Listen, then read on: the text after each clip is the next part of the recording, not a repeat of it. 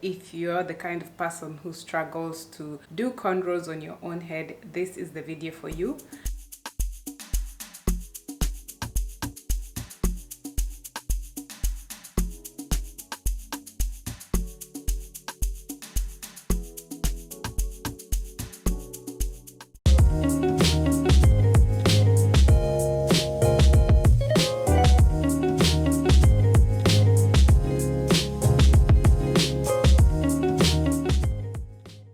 Hi and welcome to my channel. My name is Castle if you're new, and if you're not, welcome back to another hair video.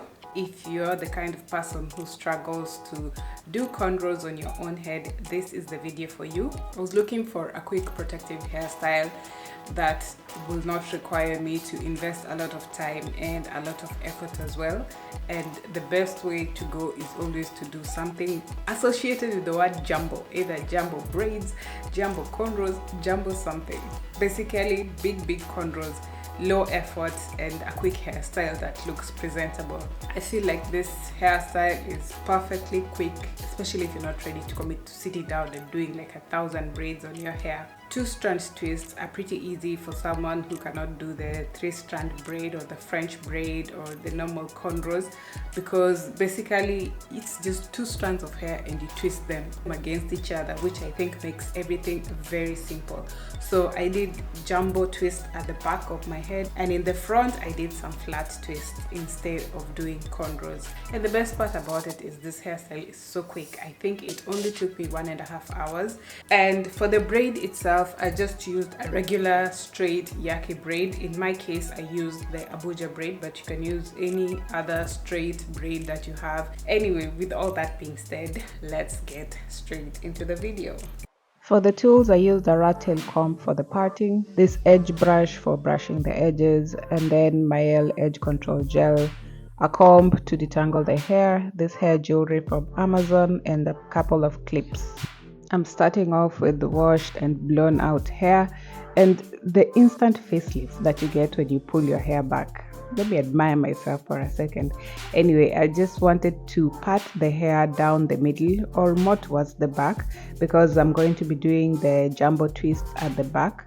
So I'm just trying to get a clean parting. And about us here, one thing is that we really don't lose sleep over the parting at the back, because if I can't see it, it's none of my business. But the parts looked good enough, especially since I can't see the back of my head. For the jumbo twist, there's really nothing special going on. I just parted the hair as best as I could. I was trying to go as big as possible. Actually, at the end of it, I felt like they were a little bit smaller than I wanted, but it's fine. If I could get them bigger, trust me, I would.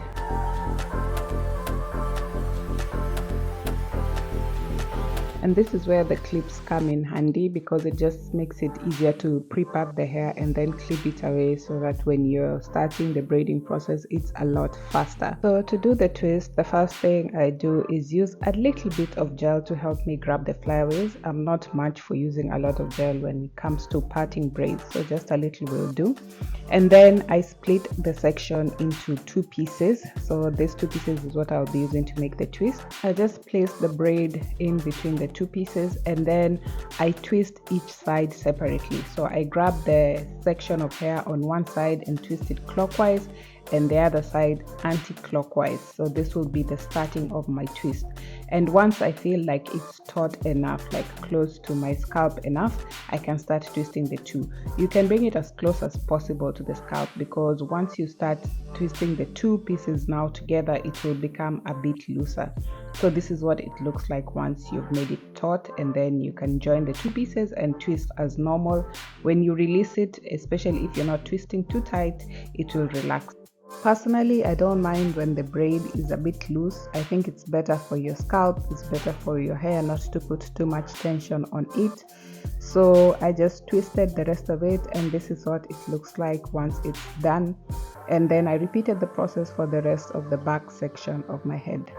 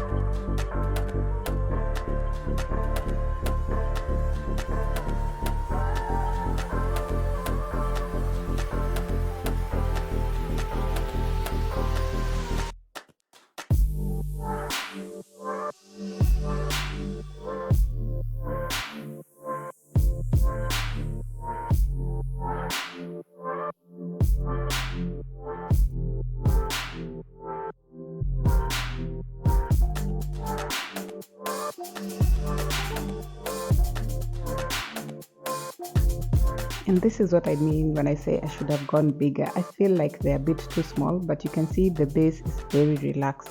So coming over to the front, I was a bit apprehensive about doing the flat twist in the front with the feed-in braids because I had never done it before. So it took a bit of trial and error, just feeling my way around.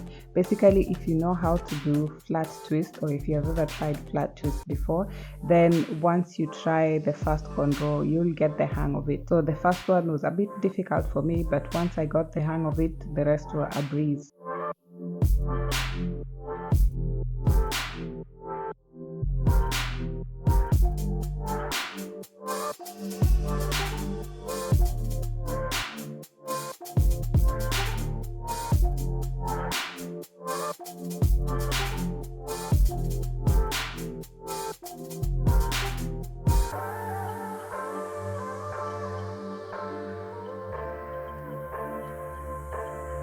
I don't know why the focus on my face always kills me when I come back to watch and edit these videos. Anyway, so once I got to the second one, I had a better idea of what I was doing. First is to get a clean part. At least this side is the front, so I can try a bit better on the parting side of things. And then I just use the gel again to help me grab as much hair as possible with the flyaways.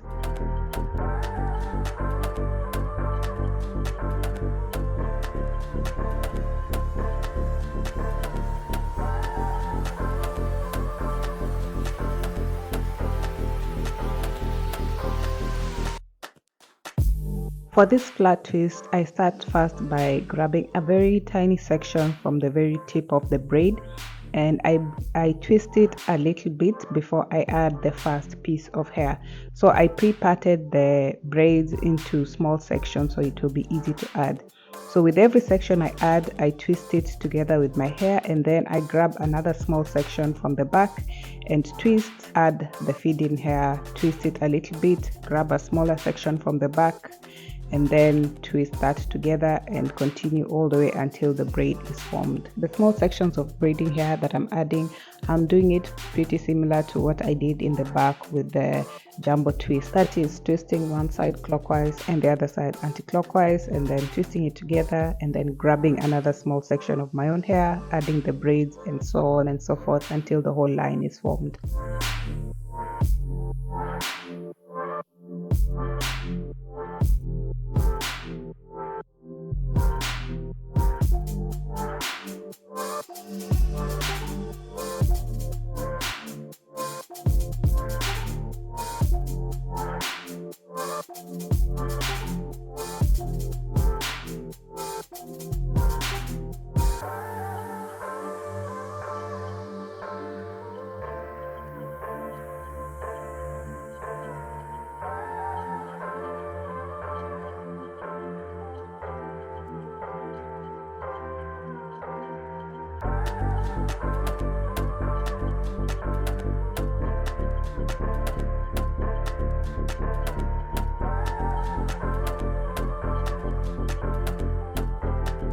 I thought I had developed a rhythm until I came to the other side of my head where my non-dominant hand had to take the lead and then I realized I don't have a hang of it.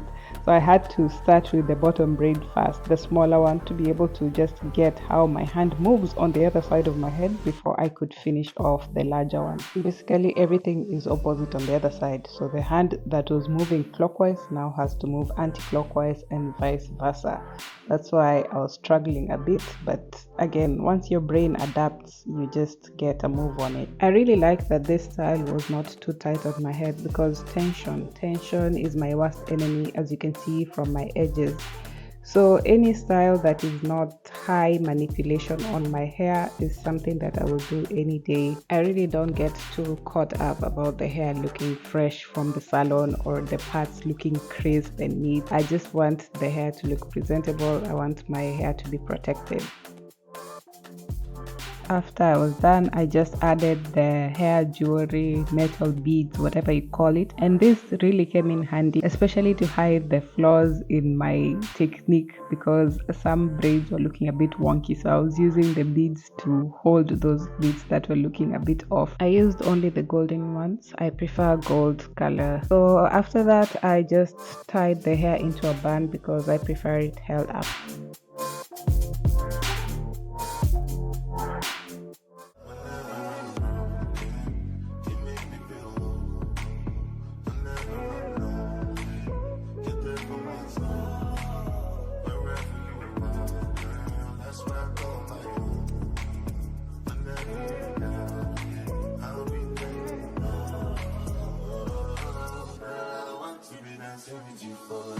So that is all it took to achieve this hairstyle. Like I said, it was pretty quick. The braids are feeling very lightweight. It's jumbo braids, but it's not heavy at all.